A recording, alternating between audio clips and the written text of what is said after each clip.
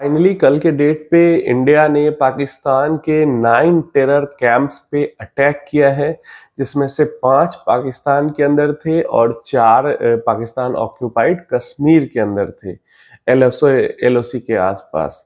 और यहाँ पे जो वॉर है वो एस्केलेट होते हुए दिख रहा है और किसी भी टाइम पे जो हो सकता है कि फुल फ्लेज्ड वॉर एस्केलेट हो जाए, बढ़ जाए यहाँ पे सिचुएशन। यहाँ पे क्या हुआ, मैं पाकिस्तान के मिनिस्टर्स का इंटरव्यू भी देख रहा था, वेस्टर्न मीडिया के साथ वो बातचीत कर रहे थे, तो फॉरेन मीडिया था एंड वहाँ पे पाकिस्तान विक्टिम कार्ड खेलने की कोशिश कर रहा है। और वहाँ पे कहा जा रहा है कि नहीं, जहाँ पे अटैक्स हुआ है वो टेररिस्ट कैंप नहीं थे, जैसा कि वो हमेशा कहते हैं कि टेररिस्ट कैंप वो नहीं थे। वहाँ पे नॉर्मल सिविलियंस थे, वहाँ पे विमेंस थी, बच्चे थे जिनके ऊपर अटैक किया गया है, सब हॉस्पिटल में भर्ती है, डेथ हुई है, सिविलियन कैजुअलिटी हुई है। जो पाकिस्तान अगेन ट्राई कर रहा है कि विक्टिम कार्ड खेला जाए पूरी दुनिया के अंदर में। अब यहाँ पे सिचुएशन ये है कि वॉर की सिचुएशन तो बिल्कुल, मतलब कब न्यूज आ जाएगी कि लड़ाई शुरू हो गई, अब ऐसा सिचुएशन बन चुका है। ऐसे में हम अगर अपनी मार्केट को देखें तो अभी जो गिफ्ट निफ्टी शो कर रहा है वो शो कर रहा है कि 0.2526% के आसपास नीचे निफ्टी 50 खुल सकता है। और डेफिनेटली आज जो रिएक्शन मिलेगा हमें मार्केट से वो निगेटिव ही देखने को मिलेगा, क्योंकि मार्केट चाहे कुछ भी हो, हमारा सेटिस्फेक्शन लेवल हाई है, पाकिस्तान के ऊपर अटैक हुआ तो हम खुश है।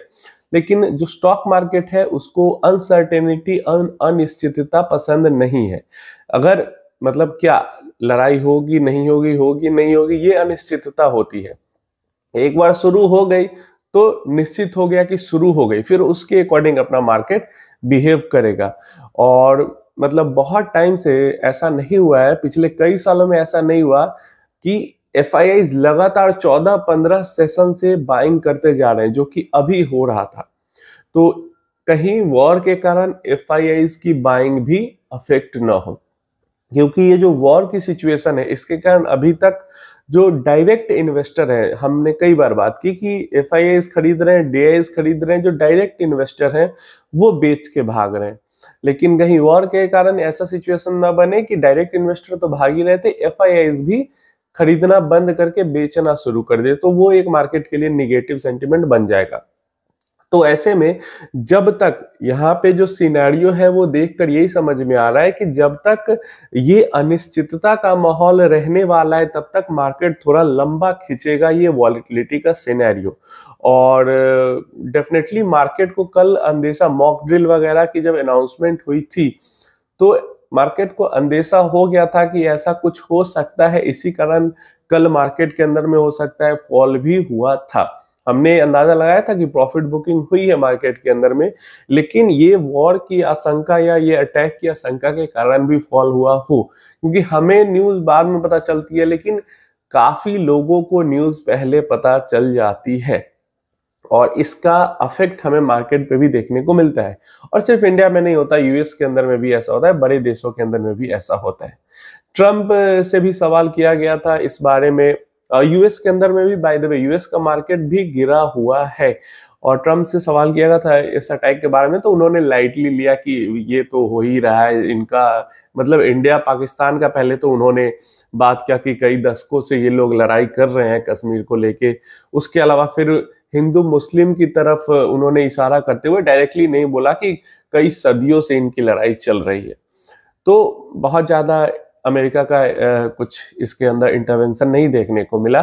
तो ये टोटल अपडेट है। ऑपरेशन सिंदूर कैरी आउट किया गया है, कल रात को 9 टेरर कैंप्स को अटैक किया गया है और पाकिस्तान यहाँ पे विक्टिम कार्ड खेलने की कोशिश कर रहा है और हमारा निफ्टी 50 अनिश्चितता के बीच में फंसा हुआ है। ऐसे में वॉलेटाइल रहेगा मार्केट। जैसा कि कमेंट भी मैं पढ़ रहा था, काफी लोग कमेंट कर रहे थे, फेसबुक पे भी डायरेक्टली मैसेज करके कह रहे थे कि मतलब इस टाइम पे डर लग रहा है, कितना भी अपने आप को संभालने की कोशिश करो लेकिन डर लग रहा है कि मार्केट गिर जाएगा, हमारा पैसा लॉस हो जाएगा।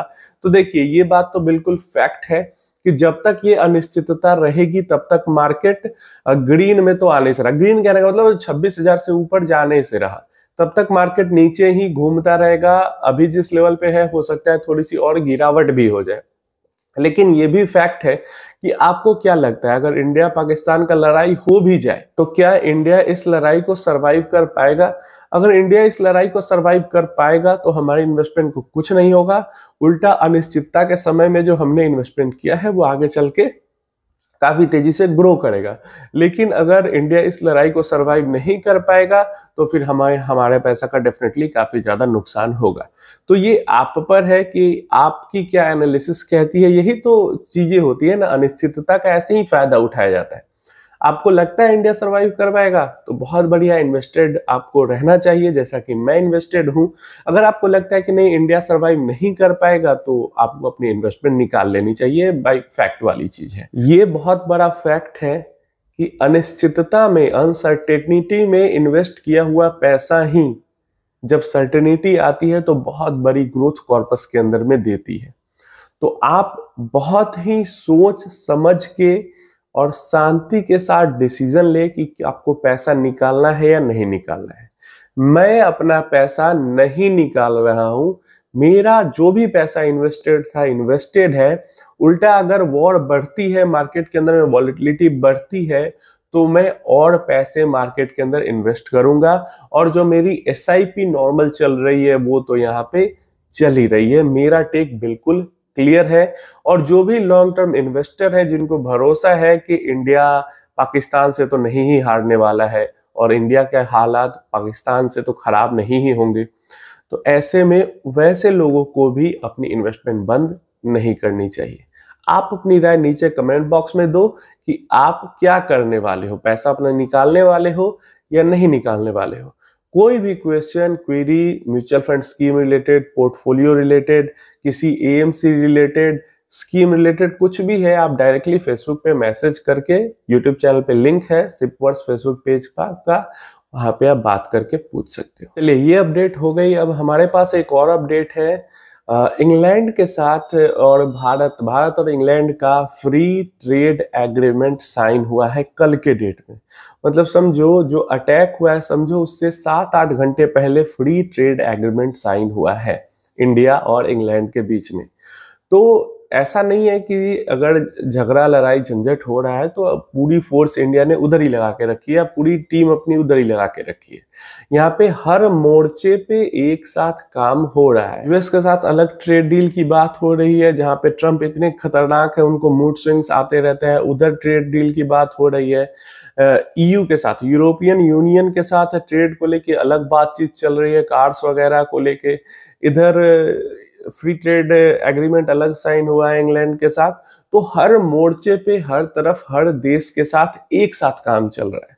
यहाँ पे मतलब मल्टीटास्किंग की जा रही है, और उल्टा इधर जहां जिधर लड़ाई हो रहा है उधर लड़ाई को अलग सपोर्ट किया जा रहा है। तो हर तरफ काम किया जा रहा है। अब एक जो व्यूअर है हमारे, उन्होंने कमेंट किया था कि डीआईआई ने बाजार को संभाल के रखा है, लगातार खरीद रहे हैं, बेचारे पैसा आएगा, लोगों का पैसा आ रहा है, खरीद रहे हैं, कर भी क्या सकते हैं। देखिए ऐसी बात नहीं है। जो डोमेस्टिक इंस्टीट्यूशन है उनका काम ही क्या है, एक तो म्यूचुअल फंड। हमने अपना पैसा म्यूचुअल फंड को ग्रो करने के लिए दिया है, इक्विटी मार्केट में इन्वेस्ट करने के लिए दिया है, तो वो इक्विटी मार्केट में ही इन्वेस्ट करेंगे। जबकि अभी तो 15 ईयर्स हाई पे कैश लेवल पहुंच चुके हैं, कैश बहुत रोक के रखा हुआ है। डीआईआईज ने भी कैश इसीलिए रोक के रखा हुआ है। मुझे लगता है जो ये अनिश्चितता का माहौल बना पड़ा है वो एक बार थोड़े से क्लियर हो जाए बादल कि क्या होगा, वॉर होता है नहीं होता है, कितने दिनों तक चलती है, क्या संभावना बनती है, तो उसके बाद मुझे लगता है वो कैश डिप्लॉय करेंगे। अब डीआईआईज के अंदर म्यूचुअल फंड एक हो गए। अब मान लो जैसे इंश्योरेंस कंपनीज वगैरह हो गई, एलआईसी या एसबीआई या इंश्योरेंस वाली जितनी भी कंपनीज है, अब उनको भी तो अपने पैसे को ग्रो करना है, तभी तो वो क्लेम दे पाएंगे। इंश्योरेंस का तो बिजनेस ही यही होता है, खूब सारा उनके पास पैसा आता है, उसको वो इन्वेस्ट करते हैं, कुछ डेट में इन्वेस्ट करते हैं, कुछ इक्विटी में इन्वेस्ट करते हैं, और फिर जब वो पैसा ग्रो करता है तभी तो वो उसका पे कर पाएंगे जब क्लेम होगा इंश्योरेंस का। तो mainly insurance, pension funds, mutual funds, यही डीआईआईज के अंदर में आ जाते हैं और इनका काम ही वही है। देश के हमारे इंस्टीट्यूशंस हैं तो हमारे देश के अंदर ऐसा नहीं है कि ये बाहर भी पैसा इन्वेस्ट करते हैं, प्राइवेट कंपनीज में भी पैसा इन्वेस्ट करते हैं, लेकिन पब्लिक कंपनीज में ज्यादातर इनका पैसा इन्वेस्टेड होता है। और काम ही इनका यही है, जहां पे इनको ग्रोथ दिखेगी वहां पे ये इन्वेस्ट करेंगे। ज्यादा से ज्यादा ग्रोथ अभी इनको इक्विटी मार्केट के अंदर दिख रही है कि वहां से पैसा ज्यादा बन सकता है, इसलिए डीआईआईज ने वहां पे इन्वेस्टमेंट किया हुआ है। अब डीआई ये भी सोचो, म्यूचुअल फंड वाले हमारा पैसा इन्वेस्ट कर रहे हैं, लेकिन इंश्योरेंस वाले तो वो अपना पैसा इन्वेस्ट कर रहे हैं, पेंशन फंड वाले भी तो वो अपना पैसा इन्वेस्ट कर रहे हैं, क्योंकि उनको तो देना है वापस ना। क्लेम होगा तो उनको तो वापस देना है, जो एनपीएस वगैरह का पैसा है वो तो उनको तो देना पड़ेगा।